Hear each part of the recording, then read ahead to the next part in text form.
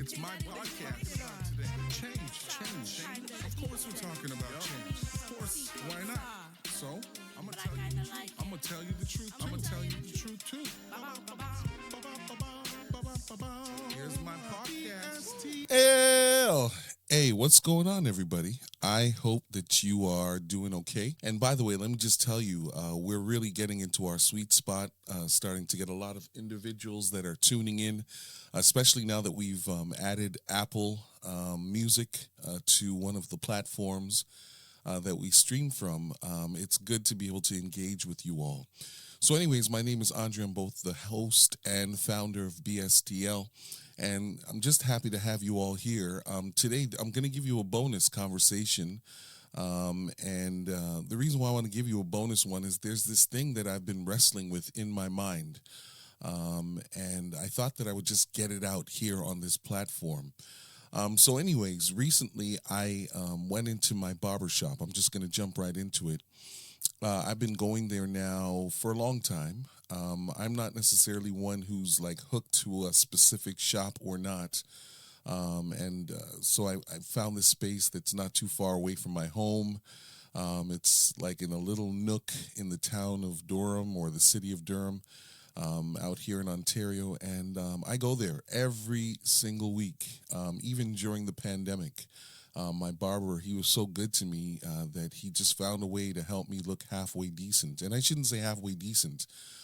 He's like a really good barber. And so he's been giving me fades and tapers, and his son works in the shop as well. And it's just been like really, really cool. And I enjoy going to the barbershop. And, you know, kind of when I think about it, the barbershop has been a real staple for me throughout my whole entire life. And I don't know, those of you that are listening, maybe this resonates with you. I hope it does, especially for those of you that are in the African, Canadian, Caribbean, American community and worldwide, right? Because black people aren't the only ones that go to the barber shop. But, you know, as a kid kind of growing up, the barber shop, it was a place, like it's a real place. And not everybody that listens to this podcast knows about what the barbershop means to myself, my community. But it's not just a space for where people get haircuts and they just go home. Like the barbershop is a real therapeutic place where people go to get a haircut, to have good conversations, to catch up, to gossip, and the list goes on. Like it's like this one-stop shop. And maybe if I was a woman, I would know a little bit more about the salon, and I suspect that the salon is the same kind of way. The salon is a space where women go and they vent and they have conversations. They come out with amazing hairstyles, but the salon, like the barbershop, is a space that is, to me, a place for therapy where people can go and get great advice. And, you know, it almost has me thinking to myself, oh, how I wish that barbers, the government would find a way to certify them in the area of counseling, because some of the smartest people that I've ever met, and I know we're always talking about formal education, and I'm not against formal education, but when you've got somebody that you entrust to make you look good day after day, week after week, when you sit down in their chair, there's a lot that happens. There's trust that's developed. There's a friendship. There's a camaraderie. Some of them even become like family to you. Like my barber, we were exchanging information not too long ago about family and my last name and his last name, his family last name, and we weren't sure. So, you know, he had a birthday party for his daughter in a restaurant that he also owns, and he allowed me to just be in there for the celebration of his daughter's birthday, and we kind of connected that way. So the barbershop is not just a space for haircuts. It's a place where we build relationship and friendships and family. Like it's all of the above. So anyways, let me fast forward to recently. I went for my regular Friday haircut. I walk into the barbershop and it's intense. And let me just tell you, people are often uncomfortable with intensity, but this was some like really, really good intensity, right? So I walk in, I'm not sure what they're talking about, but I can tell by the body language. And anybody that knows anything about the body language of the barbershop, you know that when you walk into that space and the TV is turned down a little bit lower and the bodies are leaning forward and the legs are kind of spread, you know that there's something happening in there and not everybody's in agreement. So anyways, on this occasion, the guys that are in there, they're just talking about like relationships, right? And, there's some older men in there, there's some younger men in there, there's some middle-aged men in there. And they were just beginning to talk about relationships and what it looks like in the streets and some of the challenges that people have within their relationships and where do they move forward. And it was so interesting listening to all of these young men completely vulnerable, completely open. Like that's what I walked into. They were just like having this conversation.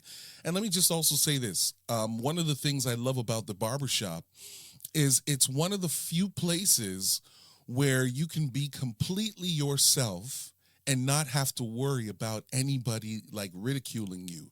And it's interesting, like in any other space, if you put a bunch of men in the room, and even if you add a couple of women in the room, the dynamic is completely different. It's not the same. People are not as open and transparent, and they're not going to open up. But the barbershop, like there's no rules of engagement there, but you just know that whatever happens here, it just stays here. And there's this one guy that's in the room and he's like, look, man, I'm tired of running these streets. He's like, I want to settle down, but I can't seem to find what I'm looking for. And I'm like, okay, because now I've listened to a little bit to what he has to say. I'm like, well, what are you looking for? And he's like, I want this and I want that and I want the other and I want to build with somebody and da-da-da. But every time I go to the club, I can't seem to find her there. And so I asked him, not just as a pastor, I asked him as a person, if the club is the hookup spot, why do you assume that you're going to find your wife there? Now, let me just say this, because I know somebody's going to be like, look, don't judge me because I'm in the club. And I'm not judging anybody that's in the club. But if the club is anything like what I remember it used to be, you don't necessarily find your wife there. You might find a good time. It's a good space to listen to music, but it's not necessarily the place where you're going to land your plane. Not unless, whoever's there that you meet is not a regular there and they're just kind of like hanging out. Yes, I know I sound judgy, but that's the way that it was. So anyways, he's talking a little bit about what he's looking for and how he wants to build something that lasts. Hint, hint, wink, wink. So that's why I'm all in, because I recognize that this young man who doesn't look like he would sound this way. And that's the beauty of the barbershop. Like when I'm listening to this guy talking, if I close my eyes, he sounds and looks a different way. But when I open my eyes and I listen to him talking, he doesn't look the way that he's talking. And that's the other thing about this great space that we call the barbershop. Like there's some ultra smart, family-oriented, responsible men that are just there in their kicks, their track pants, their sweaters, their hoodies. They've got their afros that are tapered. They've got their fullback baseball hats. Like that's what they look like in the barbershop. And let me also say this. The barbershop is a place where there are no rules in terms of language, right? So for some, they have avoided the barbershop because, sometimes the language is a little bit grimy. Like people don't always talk, nicely in there. Sometimes the language can be a little bit whatever, but at the same time, it's authentic and it's transparent. And, back to this guy, he's like using a lot of words that people might be uncomfortable with, but, I'm okay with it. It doesn't bother me. Like when I go to the shop, everybody knows that I'm a pastor, but I don't use my pastoral card as a means to have them filter my way. Like I'm just there, I'm neutral, and that's the way they talk in the streets, and that's the way that they talk on the block. So I'm okay with that. But as he's explaining himself and talking about what it is that he's looking for and what it is that he wants, I recognize that the gentleman that owns the barbershop, he is like the head psychotherapist in that space. And it's incredible. Like when I watch him navigating the room, like he's got somebody in his chair and he's cutting and he stops and he takes out the edger and he's lining things up and he's got the razor blade and he's spraying things. And yet he's not even missing a beat. Like he's just having this conversation as if it's the only thing that he's doing. And as he's now trying to explain to this young man what it is and how it is that he's got to look for what he's looking for and how important it is that he's able to focus on what the main thing is first, and perhaps even thinking about hooking up and wifing somebody a little bit later once he gets himself together, I realize that there is a tremendous respect for the guy that has the razor in his hand. And as he's got the razor in his hand, I realize that, we as a community have really diminished the power of this one little space that's got 3 chairs, 2 barbers, a bunch of seats, some baseball hats, some reggae music, TSN playing on the television, but a little bit lower. I wish that we wouldn't diminish what the barbershop is just because it's a formal setting to where information is shared. But it's not just the information. It's not just the relational piece. The barbershop is one of the few places where you can still go and get your fix up. And when I say your fix up, what I really mean is that the barber, I have seen some guys who come in there looking rough and rugged. I mean, I get a haircut every week, so I try to do the upkeep. That's important to me. I'm older as well, so maybe that's why it's a little bit more important to me. But I've seen some guys come in there with the big track pants, pants hanging, the hoodie, the whatever. They look like they don't care, but they do care. The reason why they're in the shop is not just for the conversation. They've also come to sit in the seat of the barber that they believe is going to make them look better than when they arrived. And so when I look at how these guys often stroll in there, and I like to go when it's after school, right? Because during the daytime, it's, a lot of people who are retired. And when I go in there when it's earlier in the day, the conversation is completely different. Like it's a whole new different demographic. You've got like older individuals, people that are retired, people who have health challenges, people who just want to come in before the crowd is there. And so the conversation is different, but it's still deep. So back to these young guys before I get back to the older demographic when I go earlier in the day. As they're sitting in the chair, they're like, look, I want to look this way. They're going out on a date, or they're going to a wedding, or some of them, they're even going to church, whatever the case may be. They are trusting the barber to guide them with information, but also to help them to live better and do things in a better kind of way. And so, with all of this transparency in the barbershop, here's what I've come to discover. Young people are hurting. Maybe I'll start there. They're hurting because they have expectations that they don't always share at home with their parents, whether they're in a nuclear family or a blended family or a single parent family. They have the same level of frustration that everybody else does. Like, I'm so surprised in 2022 to hear like young men who look like they're thugging saying out loud, like, I miss my mom, or I wish I had a better relationship with my father. Like, these are some of the things that they're talking about in the barbershop, which helps me to understand that while there may be like issues and challenges in people's homes, the need is still the same. Like, people in the barbershop who look like me, some of them are lighter than me, some of them are darker than me, some of them are younger than me, some of them are older than me. Here's the reality. They all seem to be looking for the same thing, and that is a relationship. Wow, like that's what happens in the barbershop.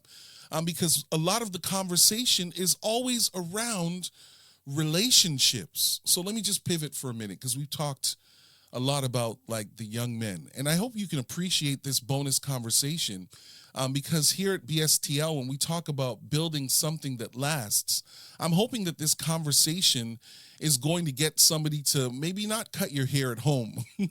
Like, go ahead and come up with your $30, $40, $50 and go and sit in the barbershop. Go like when it's rush hour so you can see what the people are saying that are living in the block. Like, so you can see and hear the pain and the passion, the love, the joy, the uncertainty, the nerves. Like, you've got to hear it at the barbershop, because nothing, I promise you, there is no other space. And look, let me even say this to you. As a pastor, even though I try to create a neutral space in my churches, wherever I've pastored, even when I'm doing workshops and doing leadership things, I try to create a very transparent space where people can say whatever they want to and be upfront and honest and transparent with no judgment. Can I just tell you, I don't have the same level of success that I've experienced at every single barbershop that I've ever sat in. There's just something about that space that creates trust, that creates a level of openness that really creates a great conversation. So now let me pivot over to older folk. When I go there during the day, when I don't necessarily feel for all the noise and all the cussing and all that other stuff, I go earlier in the day, because seniors, they like to get their haircut, their lineup, and then they're out before everybody comes in with all of the kerfuffle. So here's what I've discovered when I go in earlier in the day and the demographic is a little bit different. When I listen to those individuals talking, they're talking about health concerns. They're talking about regrets. They're talking about things that they thought would have gone a different way. They're talking about relationships that didn't work out the way that they thought they would. They're talking about marriages that did not last. And they're even talking about their children who come later on in the day. They're talking about the dreams and the hopes that they had for them, but they're not sure whether or not their children are going to be able to regroup and recoup and make use of the time. They're nervous because they're like, I worked so hard. I came from Africa. I came from the Caribbean. I came from the United States, and I thought that I would give them a better quality of life. And for some reason or another, they're not necessarily making the cut. And as they're now getting older and health challenges creep up and money is still not, perhaps what it could have been or what they thought it would have been, it's interesting just to hear that even though both individuals are not in the shop at the same time, the barbershop is the space where the old and the young get to truly say out loud, we do believe in family. We do believe in community. We do believe in the village. Sometimes I say to myself, I wish that young people could hear how their parents speak of them in their absence. And here's the thing, it's not that they endorse all of the nonsense that younger people do, but at the core, what I'm learning through the barbershop is that both generations love one another, but they just don't seem to be able to come together and talk it through. And maybe that's why, I don't know, maybe that's why there's a struggle in my community, right? Maybe that's why this marriage thing is down and these children are being born and raised primarily between, moms and the parents of the father who may not be involved, and maybe he's moved on to another relationship. I don't know how it all comes together, but there is a disconnect. And the disconnect is that both generations seem to misunderstand one another, but the barbershop seems to be a space for reconciliation. And here's what I think, we have to find a way to make the barbershop great again. One of the best things and the worst things that happened is when the clipper became affordable. I remember when I was a kid and I was like, wow, a haircut's expensive at $15. I need to learn how to cut my own hair. And then when I went over to, Sally's beauty salon to go and look at how much it costs for a razor, when I just would have been a young man with barely a part-time job, when I saw that the razor cost $150, I'm like, no, I don't have those kind of funds right now. I've got to continue to go to the barbershop. And so that's kind of why I've always been at the barbershop, because, I just grew up knowing that this is the space that you come to for a haircut and a great conversation. And maybe what I'm trying to say to us that are listening today, and really, the barbershop is interchangeable, right? So not every culture needs the barbershop the way that the Black community does. But there are some other spaces, like in Toronto, it's such a diverse space. Like I think about when I was a younger man and I would go downtown to a place called Lansdowne in St. Clair, and the gelato ice cream shop. The Italians were there, and they were sitting outside, and they were there for hours. And then when I would go into Scarborough, we had the Spot, and the Spot was like a place for billiards, and you'd go up there and you'd see a lot of Asian young people that would be in there playing pool. Like the reality is, the barbershop is the symbol for where people communicate the things that really matter to them in their lives. And I think that part of helping this next generation, right, because this is a podcast that is here for leadership and helping people to get to the next level and helping individuals to build something that lasts. The reality is, I think that it's going to be important moving forward that we reestablish some of these spaces that may look not necessarily overly intrusive. It may not necessarily be high end. It may not necessarily be in the best parts of the neighborhood. But here's the reality. We've got to find a way to create spaces where people can talk openly and freely, but then there's one dimension that I would love to see happen better. I'm always talking about this transgenerational thing, and I'm speaking about it again because the older folk, they go to the barbershop when the younger folk are at school or at work or doing something else. And the younger folk, they go to the barbershop when their parents are at home preparing meals or preparing to go to their evening shift. So there's no overlap. And because everybody's working and they're moving and they're doing things because life can be busy and hectic, I want for us to recreate a space where we can find the time to put all of the different generations in the room at the same time to have the conversation so that we can actually clarify and understand that while we may speak differently and think differently, the core of our community is family. The core of our village, it's family. The core of our resilience, it's all found in this thing that we call multi-generational. And I think if we kind of find where that is and where we can do that and how we can do that well, I think we're going to begin to see that there's a bridging between the different groups of people that actually creates an opportunity for healing, restoration, and then for preparedness to tackle whatever the future has to hold. I was encouraged on that day when I went to the barbershop because I recognized that while the spaces that are safe seem to slowly but surely be fading away, the barbershop still, to me, is king of the castle for where people can come and have a conversation about what matters to them that is safe, non-judgmental, which creates healing. My name's Andre Anderson, and of course, this is BSTL, which stands for Building Something That Lasts. If you'd like to send me an email, here's my email address, bstlinc21@gmail.com. Send a message there, and I'd love to have a broader conversation. But big up to the barbershop. It's still doing what it's supposed to do. Cut hair and restore people. Take care until next time.